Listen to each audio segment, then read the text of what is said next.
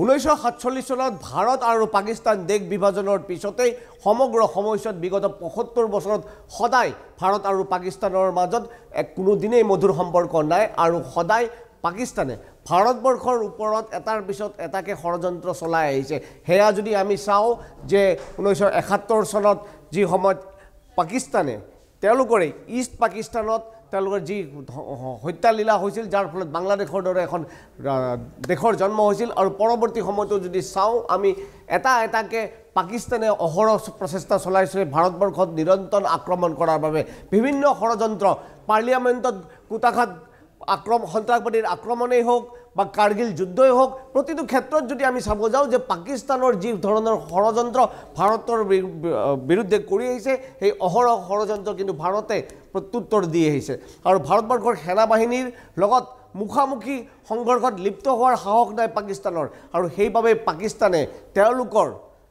পাক অকুপাইড কাশ্মীৰ বা পক বুলি যেটো ঠাই কোৱা হয় তাকেই ধৰি সমগ্ৰ পাকিস্তানত যি সন্ত্ৰাসবাদী বীজ ৰোপণ কৰিছে আৰু সেই সন্ত্ৰাসবাদী সংগঠনসমূহে অহৰহ জম্মু কাশ্মীৰকে ধৰি সমগ্ৰ উত্তৰ ভাৰতত তেওঁলোকৰ চকু আছে। যদি চাওঁ সেই সন্ত্ৰাসবাদীৰ আক্ৰমণত মুম্বাইতো ধ্বংসলীলা হৈছিল 2008 চনৰ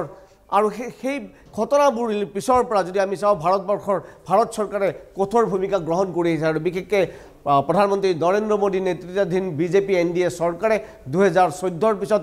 পাকিস্তানৰ বিৰুদ্ধে এক কঠোৰ ভূমিকা পদক্ষেপ গ্ৰহণ কৰিছে। তাৰ পিছত যদি আমি চাওঁ যি এপ্ৰিল মাহৰ 22 তাৰিখে পহলগামত যি ধৰণে নিৰ্মমভাৱে 26 জনকে ভাৰতীয় নাগৰিকক হত্যা কৰিলে আৰু এই হত্যাৰ পিছতে সামগ্ৰিকভাৱে এই ধৰণে এটা পৰিৱেশ সৃষ্টি হৈছিল সমগ্ৰ দেশত যে যিকোনো মুহূৰ্তত ভাৰতবৰ্ষই পাকিস্তানক আক্ৰমণ কৰি প্ৰত্যুত্তৰ দিব। কিন্তু আক্ষৰিক অৰ্থত ভাৰত পাকিস্তানৰ মাজত কোনো ধৰণৰ যুদ্ধ এতিয়ালৈকে আৰম্ভ হোৱা নাই কিন্তু ভাৰতবৰ্ষই শেহতীয়াভাৱে এটাৰ পিছত এটাকে কূটনৈতিক বা ডিপ্ল'মেটিক পদক্ষেপ গ্ৰহণ কৰিছে হেঁচা প্ৰয়োগ কৰিছে বিধ্বস্ত অৰ্থনৈতিকভাৱে বিধ্বস্ত পাকিস্তানক আৰু যদি চোৱা যায় সেই ধৰণৰ আমি ঘটনাৱলীৰ ক্ষেত্ৰত হেয়া সিন্ধু নৈৰ পানী ভাৰতলৈকে বোৱাই আনি উত্তৰ ভাৰতত যি পানীৰ নাটনি হৈ আছে এই নাটনি দূৰ কৰাৰ প্ৰয়াসেই হওক বা জিলাম নৈৰ পানীভাগ পাকিস্তানলৈকে এৰি দিয়াৰ ফলত পাকিস্তানত অভাৱনীয় বানপানী হওক কিন্তু শেহতীয়াভাৱে পাকিস্তানৰ যিসকল নাগৰিকে ভাৰতত বসবাস কৰা আছিল তেওঁলোকক 30 এপ্ৰিলত সময়সীমা বান্ধি দিছিল ভাৰতবৰ্ষৰ ভূমিৰ পৰা পাকিস্তানত যোৱাৰ বাবে আৰু সেয়া তেওঁলোক যিমান বছৰে বাস নকৰক কিয় তেওঁলোক সকলোকে মহিলাই হওক বৃদ্ধই হওক বা শিশুৱেই হওক ভাৰতৰ ভূমি ত্যাগ কৰিবলৈ দিছিল। কিন্তু তাক লৈ কিছু ঘটনা হৈছে মই অসমৰ অন্যতম জ্যেষ্ঠ সাংবাদিক সৌৰভ বৰা যে আন্তঃৰাষ্ট্ৰীয় প্ৰেক্ষাপটৰ খবৰ ৰাখে আৰু তেওঁ নিজেও পাকিস্তান ভ্ৰমণ কৰিছে তেওঁৰ লগত মই কথা পাতিম যে সৌৰভ বৰা আপুনি যদি চাই এই গোটেই ঘটনাৱলীৰ পৰা কি দৃশ্য প্ৰকট হৈছে কি হৈছে বৰ্তমানত আটাৰী বা ৱাঘা বৰ্ডাৰত আটাৰী ৱাঘা বৰ্ডাৰী যিসকল পাকিস্তানী ভাৰতত আছে তেওঁলোকক ইতিমধ্যে গুচি যাবলৈ ভাৰতে কৈছে মানে ভাৰতে আচলতে তেওঁলোকৰ ভিছাখিনি কেঞ্চেল কৰি দিছে তাৰে কিছুমান লং টাৰ্ম ভিছা আছিল কিছুমান শ্বৰ্ট টাৰ্ম ভিছা আছিল মুঠতে 14 বিধমান ভিছা লৈ পাকিস্তানী নাগৰিক ভাৰতত আছিল তাৰে কিছুমান আছিলে সাৰ্ক কাণ্ট্ৰি যেহেতু ভাৰত অন্তৰ্গত পাকিস্তানৰ অন্তৰ্গত সেই হিচাপত তেওঁলোকে এখন অনুমতি লৈ ভাৰতলৈ আহিব পাৰে তেওঁলোকক 25 এপ্ৰিলতে তেওঁলোকক গুচি যাবলৈ কৈছিলে 25 এপ্ৰিলৰ ভিতৰত ভাৰত ত্যাগ কৰিবলৈ কৈছিলে তেওঁলোকৰ পিছত 27 এপ্ৰিললৈকে সময় বান্ধি দিছিল যিসকলে সাধাৰণ ভিছা লৈ আহিছে তাতে 12 বিধ ভিছা আছে বিভিন্ন ধৰণৰ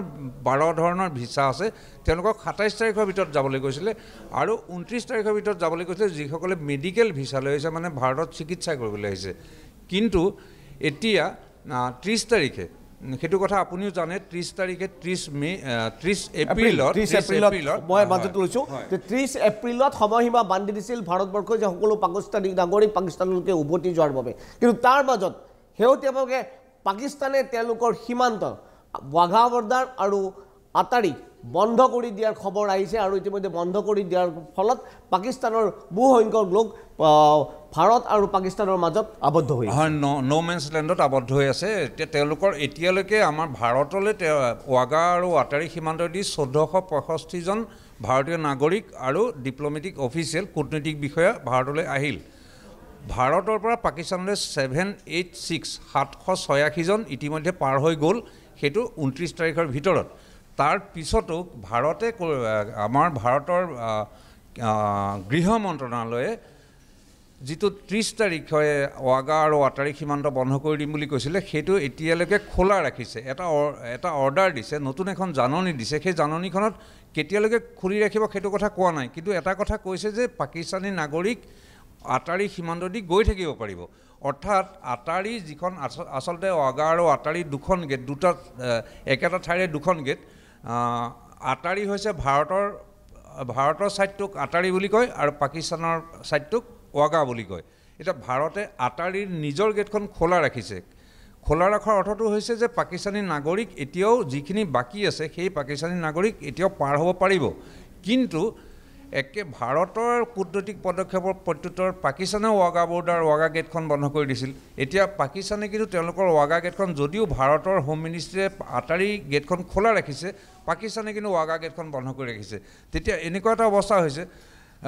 যিখিনি পাকিস্তানী এতিয়াও গৈ আছে তেওঁলোক তাৰ নোমেন্স লেণ্ডতে ৰৈ থাকিবলগীয়া হৈছে তেতিয়া প্ৰশ্ন হ'ব যে কি হ'ব এতিয়া ভাৰতবৰ্ষত বাস কৰা যিসকল পাকিস্তানী নাগৰিক কিছু পৰিমাণে ৰৈ গৈছিল তেওঁলোকৰ কি হ'ব এতিয়া তাতো কিছুমান কথা আছে এতিয়া এনেকুৱা হৈছে হয়তো মানৱীয়তাৰ খাতিৰতো এনেকুৱা এটা পদক্ষেপ ল'ব পাৰে মই এতিয়াও নাভাবোঁ যে ভাৰতে পাকিস্তানী নাগৰিকক ভাৰততে থাকিবলৈ চিৰকালৰ কাৰণে দিব কাৰণ যিবোৰ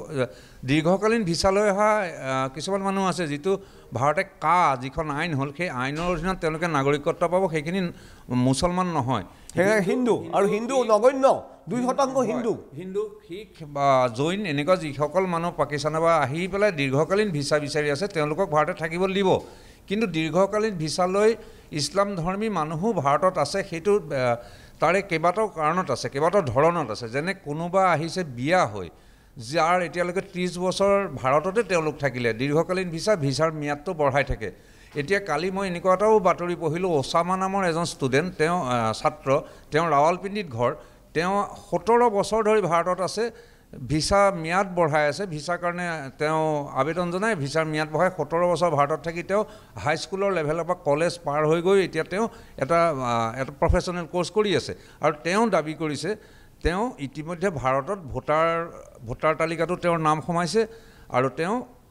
আধাৰ কাৰ্ডো তেওঁৰ আছে কিন্তু ভাৰতে এতিয়া যেতিয়া একদম শেহতীয়াকৈ অতি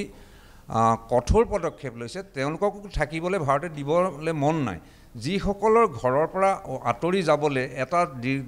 30-40 বছৰ ধৰা বা 15-20 বছৰলৈকে যি এটা পৰিয়াল ইয়াত ডাঙৰ দীঘল কৰিছে ৰেইজ কৰিছে সেই পৰিয়ালটো নিজৰ পুত্ৰ কন্যা স্বামীক এৰি থৈ গুচি যাবৰ কাৰণে যিকণ সময় লাগে মোৰ ধাৰণা হোম মিনিষ্ট্ৰীয়ে সেইটো কাৰণে অলপ সময় বঢ়াই দি আটাৰী গেটখন খোলা ৰাখিছে সেইটো বুলি মই ধাৰণা কৰিছোঁ এয়া আছিল সৌৰভ বৰা অসমৰ জ্যেষ্ঠ সাংবাদিক আৰু কি ধৰণৰ কূটনৈতিক পদক্ষেপ গ্ৰহণ কৰে অনাগত সময়ত সেয়া সকলোতকৈ লক্ষণীয় হ'ব